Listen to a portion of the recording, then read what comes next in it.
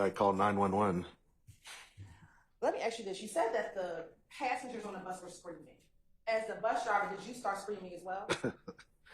No, I couldn't do that. Why not? Because I had to maintain control and professional safety for. And did you? Oh yeah, he maintained all of that while it was going on, and then this happened. Once I got on 285, within minutes, that's when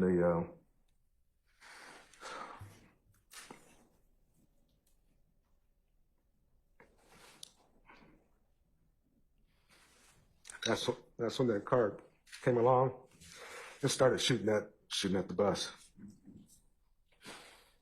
Now, as you're driving, are you able to discern where the shots are coming from? Does it come from the front of the bus, the back of the bus, or somewhere else? They started at the back of the bus. They shot my engine, shot my radiator, and just started shooting all down the side of the bus.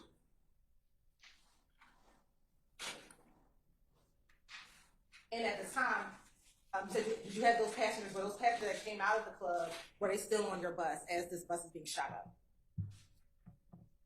Yeah, they were back there screaming on the floor. You said they were what? Back there screaming on the floor. Thank you, Judge. Sure. Mr. Lewis, good afternoon, sir. Good afternoon. Good afternoon. My name is Keith Adams, and I represent Jeffrey Williams. You don't know Jeffrey Williams, do you? No. He is, however, someone who is named in your lawsuit that you have filed. Is that correct? Yes, it is. Okay, so you are, as you sit here, you are a witness in this criminal case, true? Yes. You've been subpoenaed as a witness to come in and testify. I've been subpoenaed, yes. Right. And you are also the plaintiff in a lawsuit that you have brought against Jeffrey Williams, right? Yes. Let's see, Brian Birdman Williams, correct? Correct. Cash Money Records, right? Correct. Young Money Records, right? Correct. Let's see, Jimmy Carlton Winfrey, correct? Correct. And YSL, the corporation, the company. That true? That's true. Okay. You have brought that suit, and you are in fact suing those individuals based on the incident that occurred on April 26th of 2015. Is that right? That's right. All right. Now, I want to kind of get to the crux of this. I want to ask you questions about the incident, but would I be correct in saying that at no time on either April 25th, 2015, or April 26th of 2015, did you ever see Jeffrey Williams? That true? That's true. All right. In fact, based on the lawsuit that you filed, you know that on the night of April 25th into April 26th of 2015, you know that Jeffrey Williams was hundreds of miles away when this incident occurred. Don't you know that? I don't know that. All right. That's not information that you've garnered during the course of your lawsuit? It's been a lot. I don't try to recollect all that stuff. You don't know what's going on in the lawsuit that you brought? Yeah, I do. I sustain the objection. Okay. Is the company that you were driving for that night Pioneer? Is that right? Yes. Are they party to the lawsuit against Jeffrey Williams? No, they're not. Okay, it's just you, right? Yes. And that is a $30 million lawsuit that you have brought against someone that you didn't even see that night. True? True. Matter of fact, Brian Birdman Williams, you didn't see him that night either, did you? No. Okay. If I heard you correctly, you were not able to describe to the police or any detective or anyone any description of anyone who did any shooting on the night of the 25th going into the 26th. Is that true? That's correct. You didn't see anyone, did you? That's correct. In fact, when you testified earlier about this person who walked up to you and asked for Al, you remember that? Yes. You didn't give a description, or you weren't asked to give a description of that person to the police at any point, were you? No. Clear something up for me. You said it was odd that the person came and asked for Al, right? Right. Your name is Al, isn't it? Yes. Okay.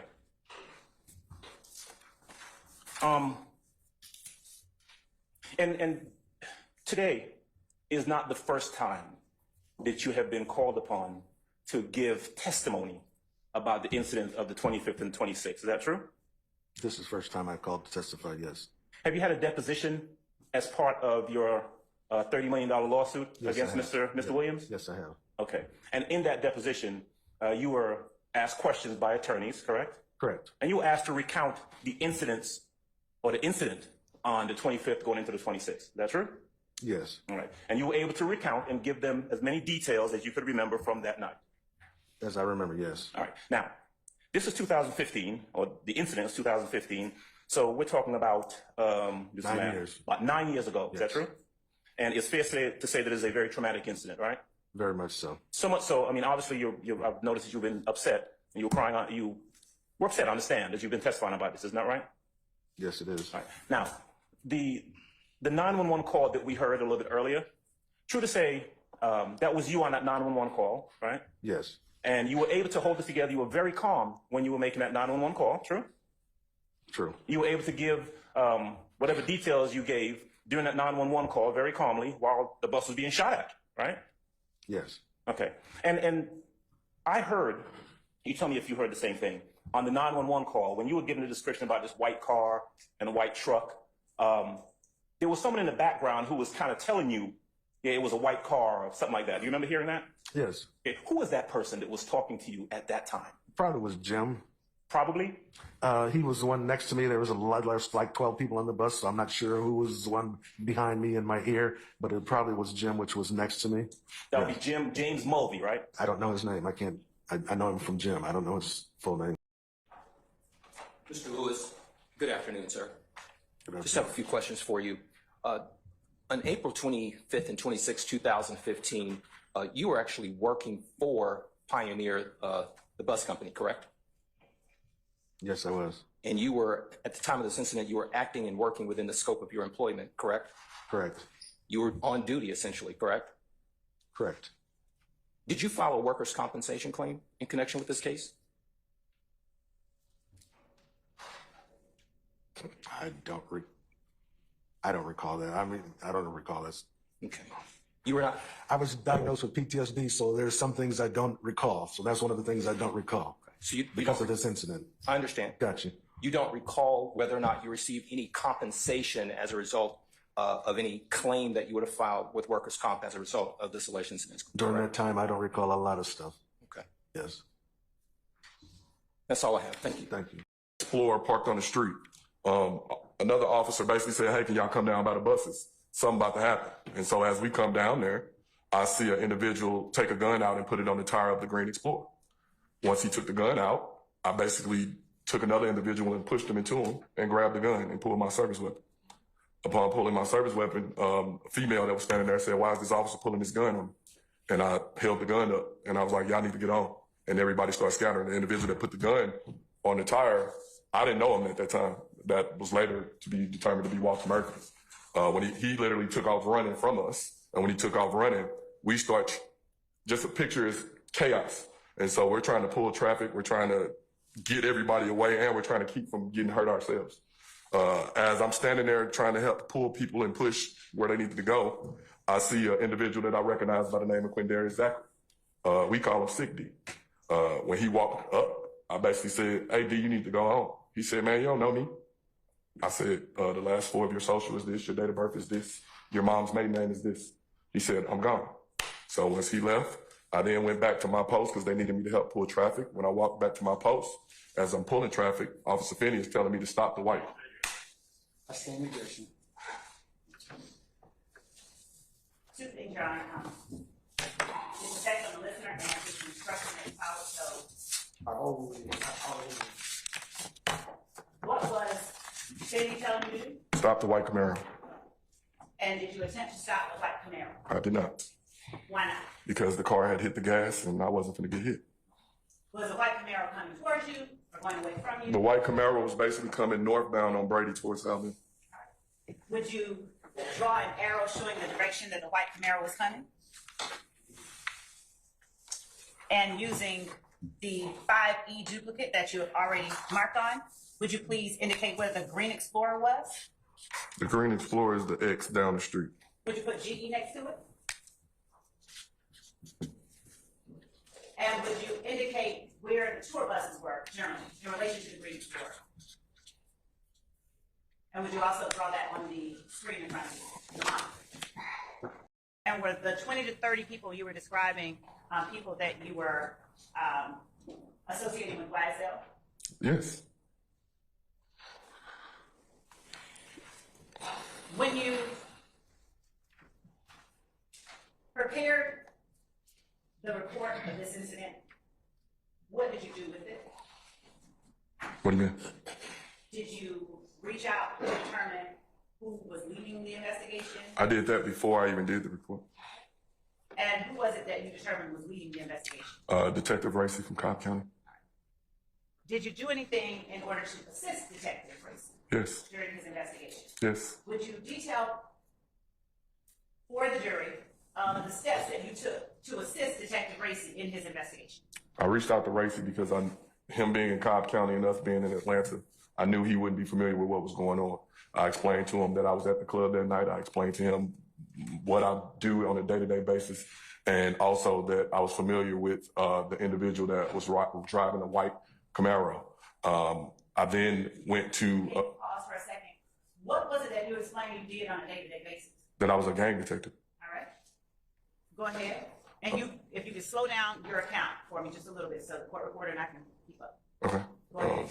Upon speaking with Racy, I believe that was Monday. I had left a message Sunday for him to give me a call Monday. Once we talked, explained to him what happened, gave him the details of what happened, and it also explained that I believe I knew who was the driver of the Camaro. I just didn't know his government name.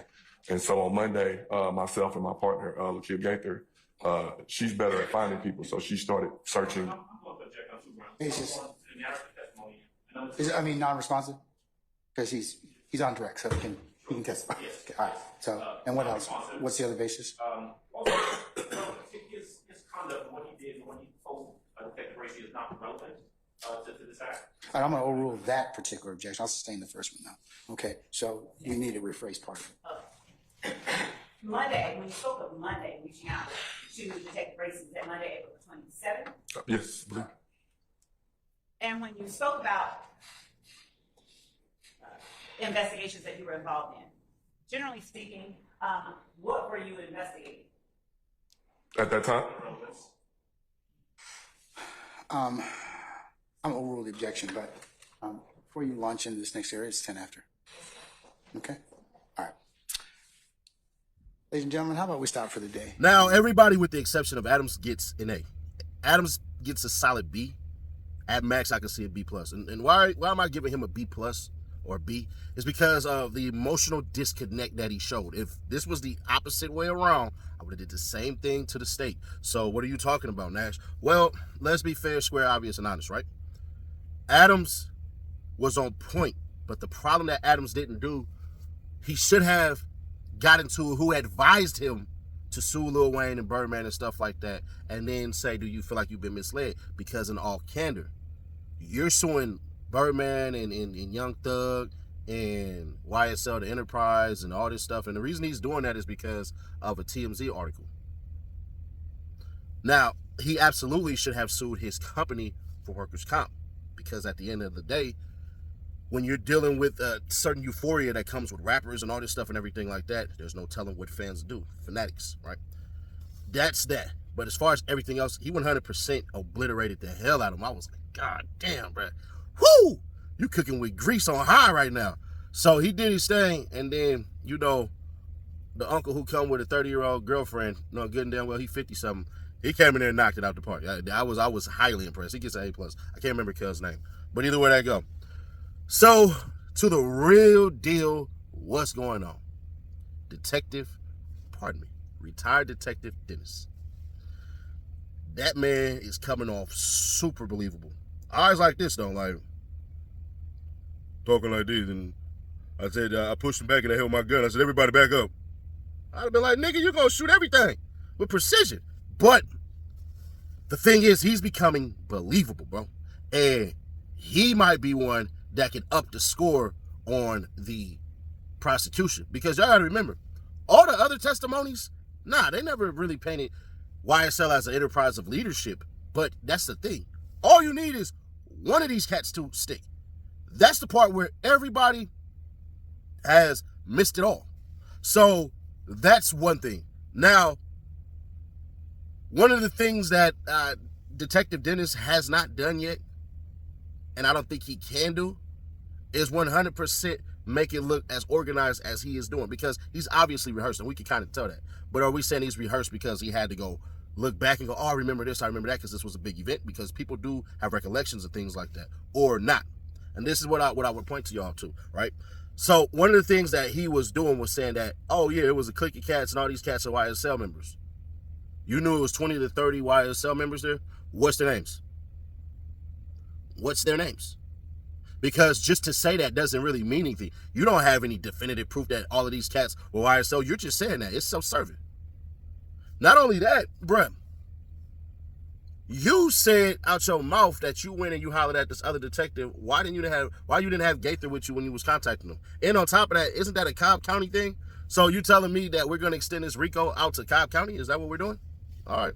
That was one of the things I was thinking about when I was hearing them talking. I'm like, bro, you're in Fulton County. This is Cobb County. Now, some people can say, well, the DA can connect that and all that stuff and everything. Yeah, but they haven't passed a law on that yet. There is a law that is allowing Henry County and all these other counties and stuff like that, Chatham County and all that, to be able to do that. But I don't know, bro. It ain't passed yet. So there's that. And on top of that, bro, I ain't gonna hold you.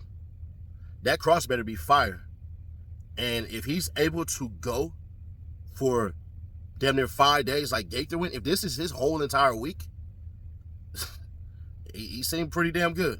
Now, one thing that I absolutely caught from him was he was over there telling the damn prosecutor, what do you mean? Repeat that and stuff like that, which means to me, he wants to be there, but he don't really give a damn.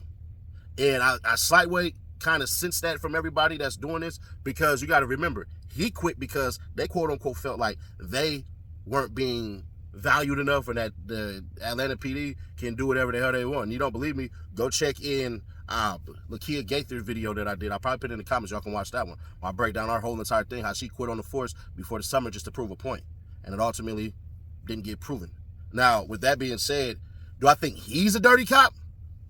I don't know just yet, but is he coming off believable? Hell yeah.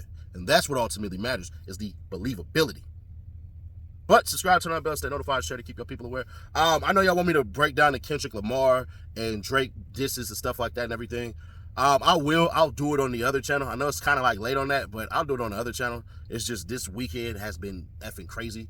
And the quality, the sound quality, bruh, would have been trash as hell. And I'm going to be fair to y'all. Y'all deserve better than that. So I would never do that to y'all. Now, if you follow me on Instagram, then that's where we were doing it at. We were doing live reactions and stuff. And if you want to record what I put on Instagram Live, I will not strike your channel. You can put that on there free of charge. But other than that, man, subscribe, turn that bell, stay notified, bro. We are 30K away from that 1K, so subscribe today. All you have to do is like, share, and comment on every video. You will automatically be entered to win. After we hit that 200K, then we'll start giving $100 away for every 10K. And then we'll see how we'll turn it up from there. But until then, I'll catch you on the next one.